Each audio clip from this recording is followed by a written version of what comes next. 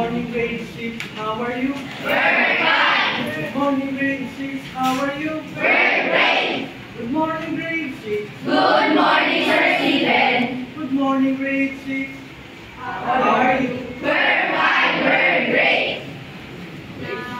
And pronouns, certain adverbs, adjective, conjunction, we have preposition, also interjection, parts of speech, parts of speech.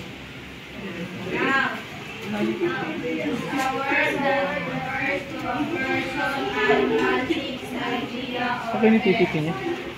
Okay ni PPT niya? It's a word that stands in for a noun, object or repeating the noun. Verb. A word used to describe a noun, state, or occurrence, forming the main part of the predicate of a sentence. Adjective. It's a word that modifies or describes a noun or a pronoun.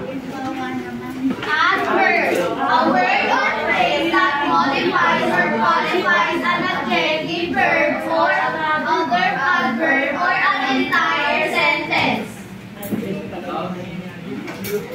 Okay, so now we are on our unlocking a word. Okay, so the first word is trembling.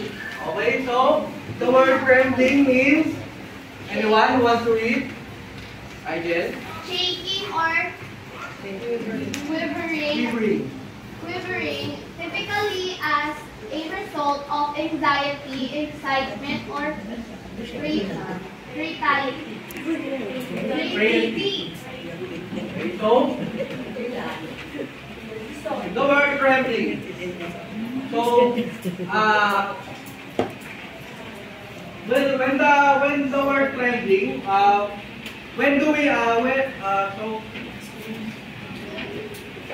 trembling, we are going to use the word trembling in a sentence. Who wants to try? Anyone? Okay, so I will give example of sentence using the word trembling. Okay, so my hands are trembling now because I am teaching. Okay, do you understand? Yes. Okay, so the next word is underneath. Okay, so underneath. So what is the meaning of underneath? Anyone who wants to read? One. Situated already below something else. Okay, so when we say underneath, it is another word for below. Okay, so anyone who can use underneath in a sentence? Anyone? I found my book underneath the bed. Okay, very good. Okay, so the next word is clutter. Okay, so when we say clutter, what is that? What is the meaning of clutter? Anyone who wants to read? Any other hand? Ralph?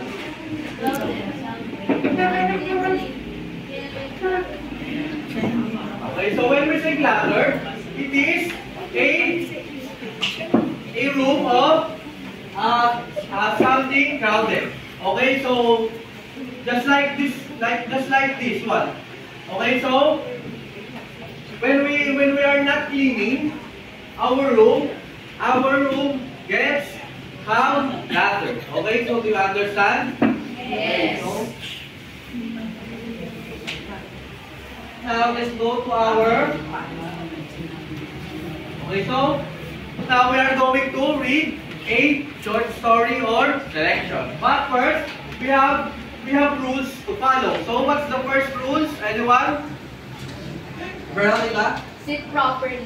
Okay, sit properly. How about Van? Stefan? Listen attentively. Okay, listen attentively. And then the third one? Margo? Avoid unnecessary movement. Okay, the last one, I guess. Keep quiet. Okay, so now we are going to read the selection. Okay, so the title of the story is Treasure Hunting. Okay, so Last, when I close my hand, you are going to stop reading. Do you understand? Yes. So now you are going to read all together. Let's start. The whole map, riddled with age, lay underneath the dusty chest. Its faded ink whispering tales of hidden gold. Inside the small, cluttered attic, Elias. Okay, so where is the map located? The map is located. Anyone? Jill? Underneath the dusty Okay, so the map is located underneath the... Okay, so continue. I am going in a thirst for adventure. Trace of faded lines with a trembling finger. Okay, so where is Elias located? Anyone? Ralph? Okay, so in this picture, Elias is in the cluttered attic. Okay. Next one is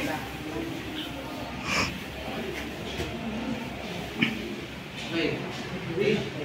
I heard stories of a treasure, a legendary horror worthy the height of old lighthouse, and he was determined to find it. He packed a bag with provisions and a flashlight and a map, and set off, his heart pounding with anticipation. Okay, so when we found the map, he traced it. Okay, so he take the young boy Elias take a look at the map and then try to take a look at the map, and then he began to pack his bag and then go on treasure hunting. Okay, so now the next one is walk along. Walk along the winding path, the moonlight casting long, eerie shadows around him. Down a rocky slope, he found the entrance to a cave. Its entrance hidden behind a waterfall. Inside the cave, he followed the map, his flashlight beam glancing across the damp walls. Okay, so where did Elias find the entrance? Anyone? What? Behind the waterfall. Okay, so the entrance is behind the waterfall. Oh, okay. So next. Finally, Finally, he reached an harbor where beneath a pile of rocks lay a chest shimmering with gold. Elias, overwhelmed with joy, had found the treasure, the culmination of his adventure, here in the heart of the cave. okay, so what did Elias discover in the cave? I just said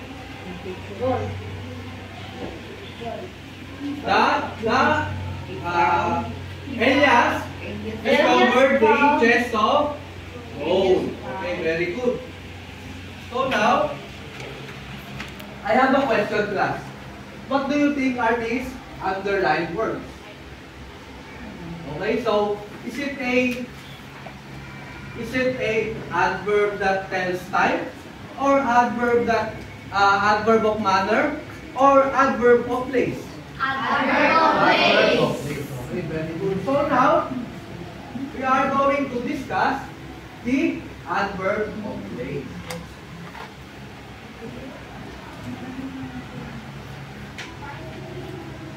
Okay, so what is adverb of place? Anyone who wants to read? I did. Adverb of place is an adverb that tells you where something happens. Okay, so adverb is telling where is where is something happen, okay? So very good. So the example of adverb, the common example of adverb is here and then there. Okay, so the example sentence is come here and grab it there. Okay, so there are varieties of adverb of place. The first one is adverbs of place that can also be directional. So, such as north, south, up, and down. Okay, so the example sentence is the car went north and Anna looks up. Okay, so the first variety of adverb of place tells direction. Understand? Yes. Okay, so the second variety is adverbs that refers to distances. Okay, such as nearby, far away, or miles apart. Okay, so do you understand, class? Yes. Okay, so the example of this variety of adverb of place is our teacher lives nearby. Okay, so their rest house is located far away. Okay, so another variety of adverb of place is the adverb of place that indicate object's position. For example, underneath, below, above, or behind. Okay, so the example sentence of this is she waits behind, the balloon disappears above. Okay, so the fourth variety of adverb of place is that it expresses the idea of location without giving the specification, without giving the exact location. Okay, so the example of adverb of is, it is everywhere, somewhere, and anywhere. Okay, so the example for this one is they look everywhere for the lost puppy. She hides her journal somewhere. Okay, so as you can observe, there is no specification, but they are giving a location. Okay, so the next one is adverb of place that end in words movement in particular direction, like upwards, onwards, and northwards. Okay, so the example of this one is after school, he heads homeward. Okay, so another example is the boat sailed northwards. Okay, so now we're going to play a game. Okay, so the game called Fix My Adverb. This is a group activity game. So all of you are going to participate. Do you understand, class? Yes. Okay, so before I distribute this, I will give instructions. What are you going to do? You are going to arrange the jumbled words for you to form a correct sentence using adverbs of place. Do you understand, class? Yes. Okay, very good. So for group 1, for the group 2, group 3, group 4, and then group 5. There is a Manila paper inside. You are going to paste your answers, paste your sentence, you arrange words, arrange sentences in the Manila paper. Okay? And then you will present it in front later. Do you understand, class? Yes. Okay, so you will start now. Vámonos. Everybody, let's go. Where are we going? It's grouping time. Where are we going? It's grouping time. Where are we going? It's grouping time.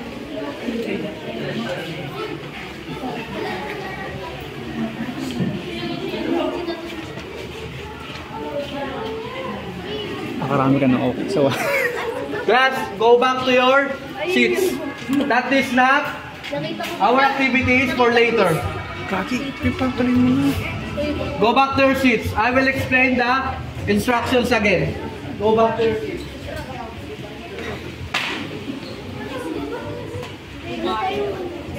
Go back to your seats. All of you, go back to your seats.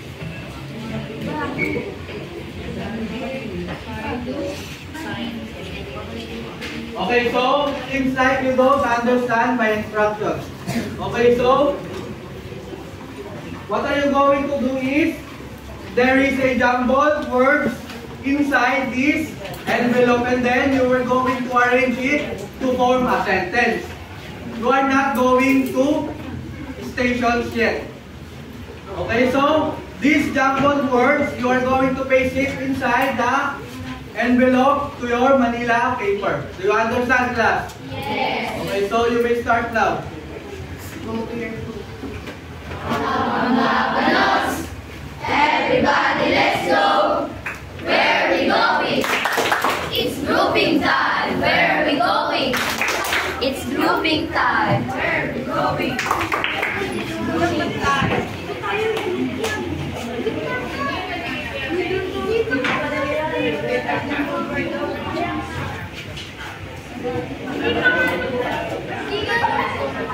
Dapat pinatuloy mo, confused naman. Alam ko yung ano laman ng ano ko, lesson card ko, magkakamali ako pag pinasunod yun. Naguluhan sila ma'am. Gi, ano mo pre? Okay, class? Work quietly. I will give you 3 minutes to finish the task. Okay? Sir, tapos na kami.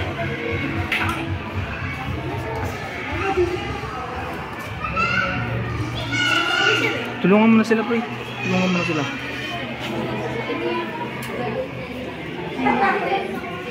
You are going to arrange it to form a correct sentence.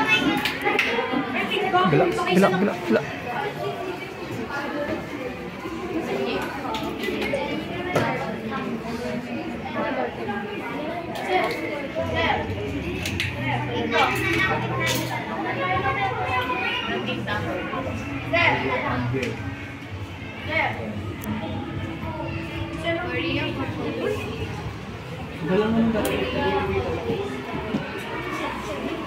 Okay, so if you are done, you may go back to you are done.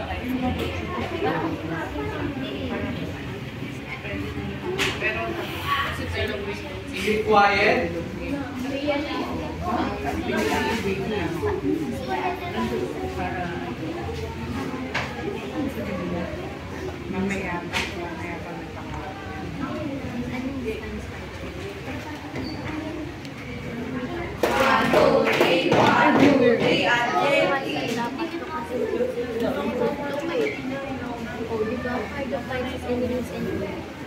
Okay lang.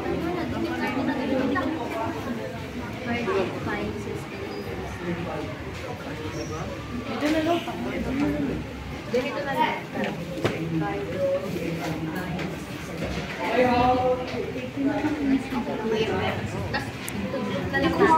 Iklop na lang natin. Ganyan. Kaya nga. Gitna natin. Mama!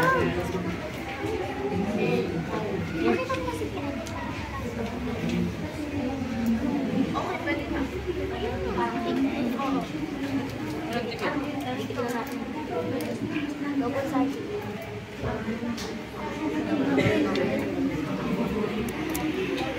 Okay, class? Basta kayo. Basta. Go back to your seats. Go back to your seats, class. Okay, so for the group 1, you may present your work here. Group 1.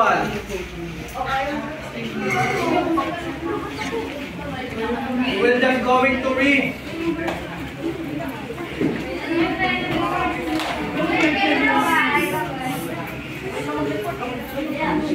Group 1, stand in front. 1, 2.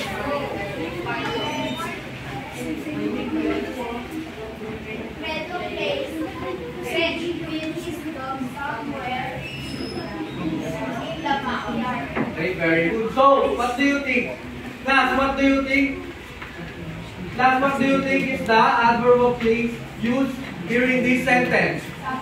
Okay, somewhere. Very good. So you will take your seat now. Group 2. Good morning, classmates. Good morning. This is group 1 lives nearby. Okay, so class, what is the adverb of place used in this sentence? Nearby. Nearby. Very good. Okay, you may take your seat now. Group 3.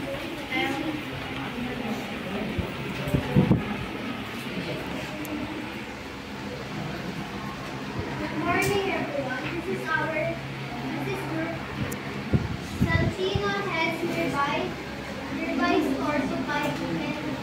Okay, so class, what is the adverb of place used in this sentence? Nearby. Very good. Thank you. Okay, group 4.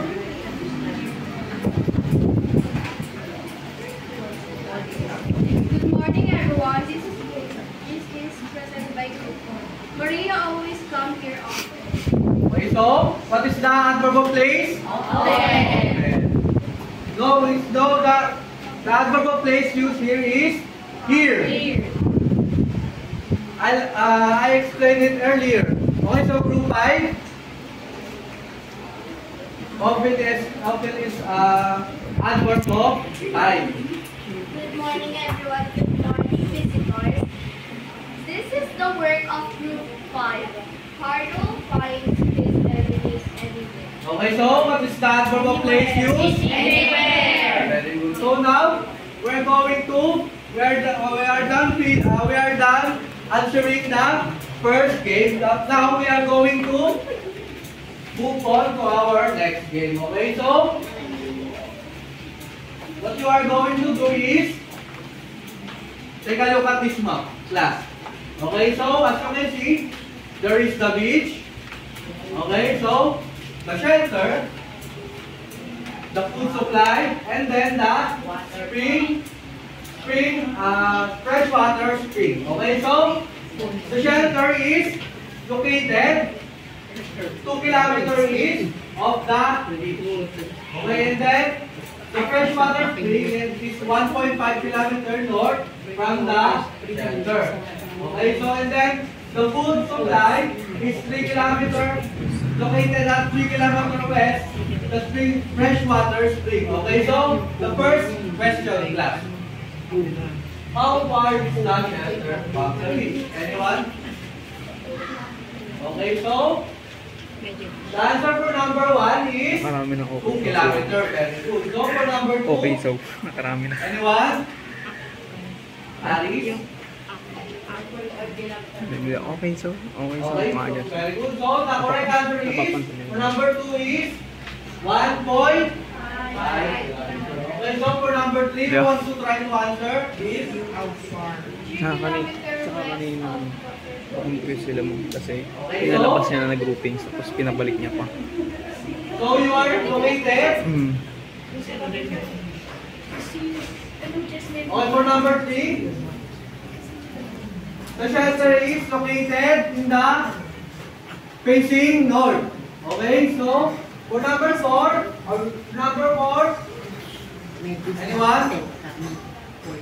If you walk 2 kilometers east from the beach, then 1.5 kilometers north, how far are you in the beach? Anyone? Want to try to answer? You are going to Okay lang naman. solve this. Pero alam ko may mga ano rin ako eh.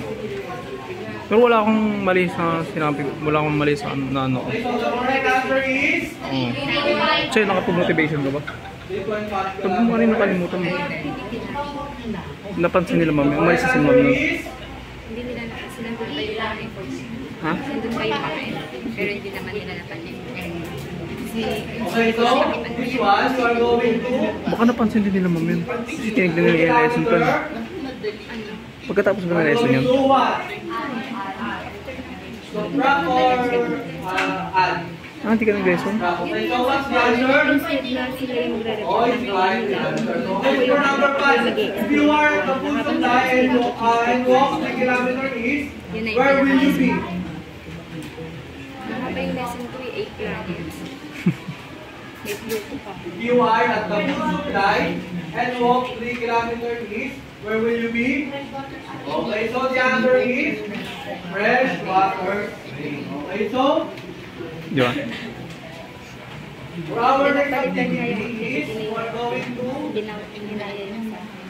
okay, so you are going to have a And mission station. Okay, so this one. You are now going to station. You have to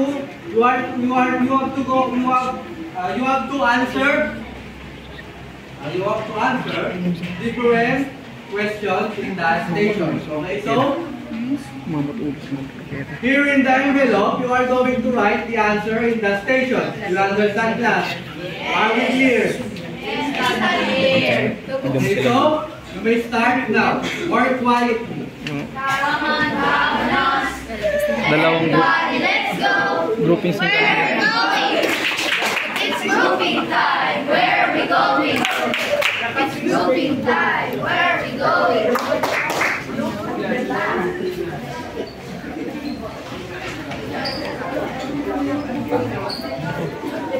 outfit check.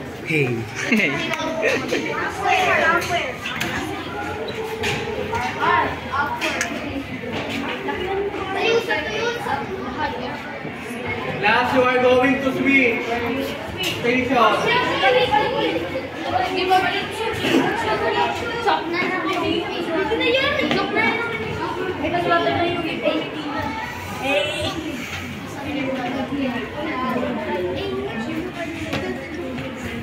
Excuse me.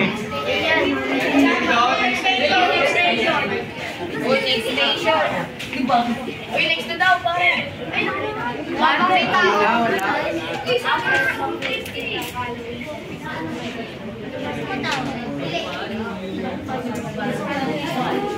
Ay, hindi ko na napicture. Matapos sinuwan na bago sila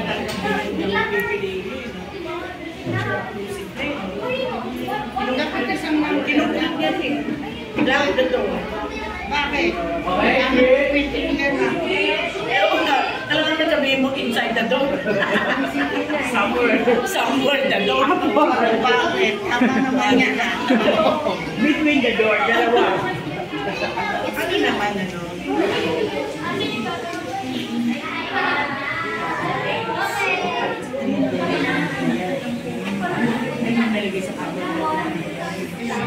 Oo nga. Dapat.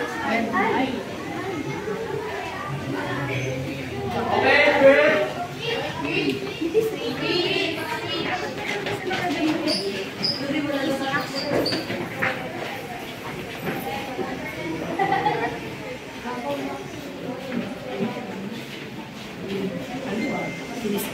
If you are done, go back to your seat.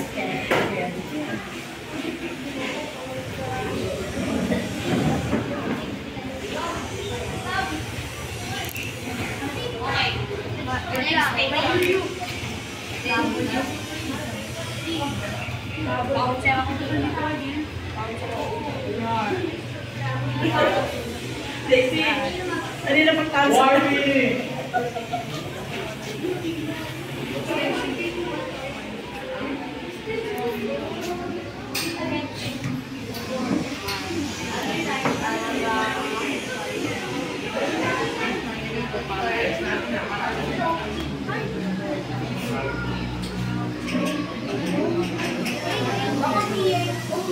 Okay, class, if you are done, go back to your seat.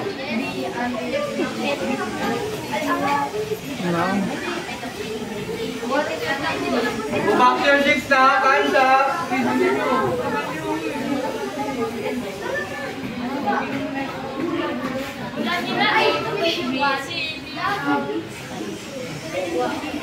Go back to your seats, class.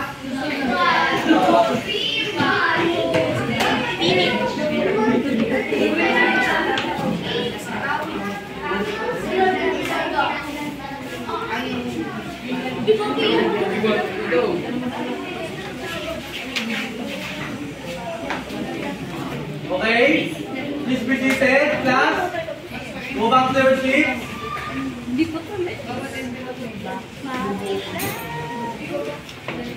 That's enough, class. That's enough. Go back to your seats. Time's up.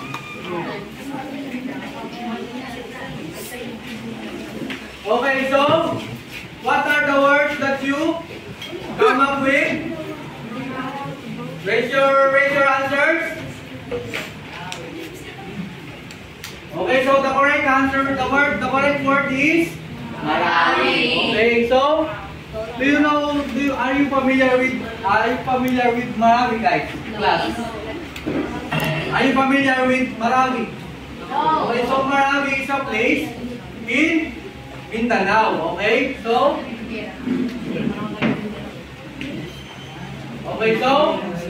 this is a photo taken somewhere in Marawi. Okay, so this is before the war or the siege happened. As you can see, the children are living normally, and then the parents and the adults are working daily. Okay, so the next photo is, this is during the war or during the siege. As you can see, the establishment is already destroyed and completely ruined or broken. Okay, so very good. So for the third picture it is the after.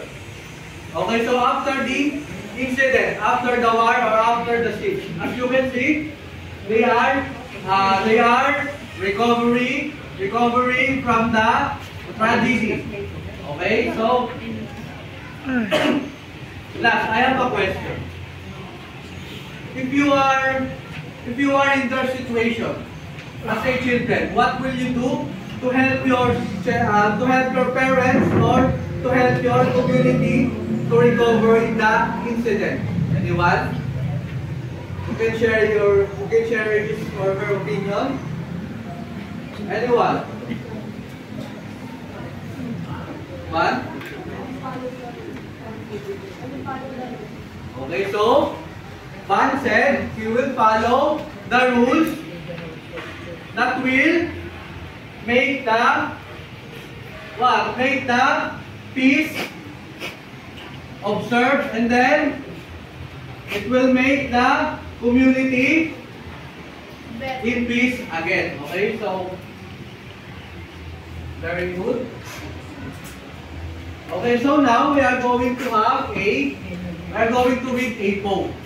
Okay, class? So I will read it first and then you are going to read it after me. You understand? Yes. Okay, so the first stanza is, where do we go, near or far, under the moon or past the star? Adverbs of place will show the way, guiding our steps as we work or play. Okay, it's your turn, class. Where do we go, near or far, under the moon or past the star? Adverbs of place will show the way, guiding our steps as we work or play. Okay, so here we stand firm on the ground. There are the birds making joyful sound. Look up to see the sky so blue, or glance down at morning dew. Okay, your turn, class. Here we stand firm on the ground. There are birds making joyful sound. Look up to see the sky so blue, or glance down at morning dew. So, wander outside, feel the breeze, step inside where warm breeze is. Okay? Run far beyond the rolling hills, or stay close where the time stands still. It's your turn, class. Wander outside, feel the breeze, step inside where warm breeze is. Run far beyond the rolling hills, or stay close where time stands still. Okay, so they tell us where, they help us see. Adverbs of place set our thoughts free. Use them well, let words take flight, so you can express with confidence and mind. It's your turn, class. They tell us where, they help us see. Adverbs of praise set our thoughts free. Use them well, let them take light, so you can express with confidence and might. Okay, so now that we are done in reading the poem, we are going to answer a activity.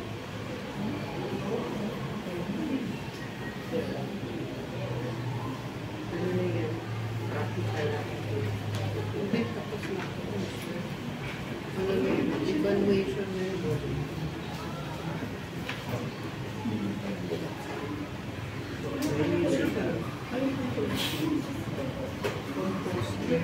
Okay, class, so for your assignment, you are going to bring old magazines or newspapers and art materials. Are we clear? We are clear. Okay, so that's for today's lesson. Good night and thank you.